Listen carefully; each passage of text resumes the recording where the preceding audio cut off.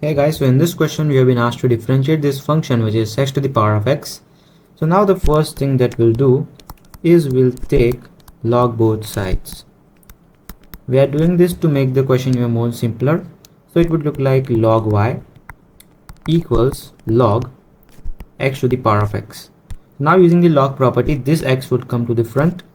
So the next step would be log y equals x log x.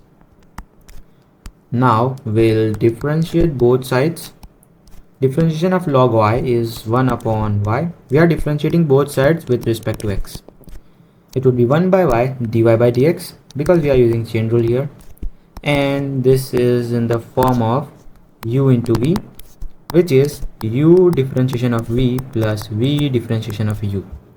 So if we write it here, it would be x differentiation of log x is 1 over x plus log x, and differentiation of x is 1. So it would be 1 upon y dy by dx equals this x and x cancel out, so it would be 1 plus log x. This log x is natural log. It has a base e. And after this, it would be dy by dx equals y 1 plus log x.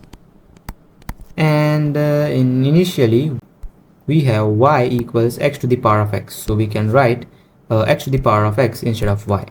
So we will get dy by dx equals x to the power of x 1 plus ln x.